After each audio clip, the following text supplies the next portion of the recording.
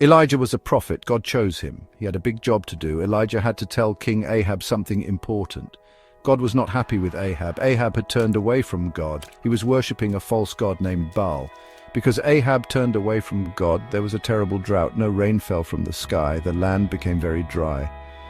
Plants withered and died. Animals went thirsty. People were hungry. Times were tough. God took care of Elijah. He sent Elijah to a brook called Cherith. God told Elijah to drink from the brook. God had a surprise for Elijah. He told him ravens would bring him food. Elijah trusted God. He stayed by the brook.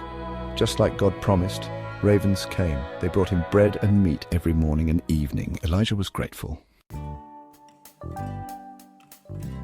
The brook eventually dried up. There was still no rain. God had a new plan for Elijah. He told Elijah to go to Zarephath. A widow lived there. God told Elijah the widow would take care of him. Elijah found the widow. She was gathering sticks. Elijah asked her for some water. He also asked for some bread. The widow was very poor. She only had a handful of flour and a little oil. "I'm going to make one last meal for me and my son," she said. "After that, we will have nothing left." Elijah told the widow not to be afraid. "First make a small loaf of bread for me," he said. "Then make something for yourself and your son. God has promised that your jar of flour will not be empty. Your jug of oil will not run dry."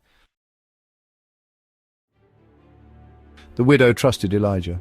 She did as he said. God kept his promise. The jar of flour was never empty. The jug of oil never ran dry. Elijah, the widow, and her son had plenty to eat. God took care of them. Later, Elijah told King Ahab to gather everyone on Mount Carmel. He wanted to show them that the Lord was the one true God. Elijah challenged the prophets of Baal to a contest. He built an altar for the Lord. He put a sacrifice on it. The prophets of Baal built their own altar. They put their sacrifice on it. "Pray to your God," said Elijah. "I will pray to mine." The God who answers by fire is the true God. The prophets of Baal prayed to their God. They shouted and danced. They even cut themselves, but nothing happened. There was no fire. Then Elijah prayed to God. He prayed for all to hear. He asked God to show everyone that he was the one true God. Suddenly fire fell from the sky. It burned up the sacrifice. It burned up the wood and the stones. It even licked up the water in the trench. When the people saw this, they fell on their faces. "The Lord, he is God," they cried. Elijah had shown them the power of the true God. He prayed for rain, and the drought ended. God sent a great downpour. Even though Elijah was a great prophet, he faced moments of fear and doubt. Jezebel, Ahab's wife, threatened Elijah. He fled into the wilderness, feeling alone and discouraged. But God had not forgotten him. He sent an angel to comfort Elijah. He reminded Elijah of his power and love. God gave Elijah new strength.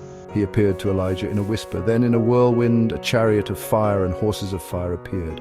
Elijah was taken up to heaven in the whirlwind. God had a special plan for Elijah. Elijah's story teaches us about faith and trust in God. Even in hard times, God is with us. He answers our prayers in amazing ways.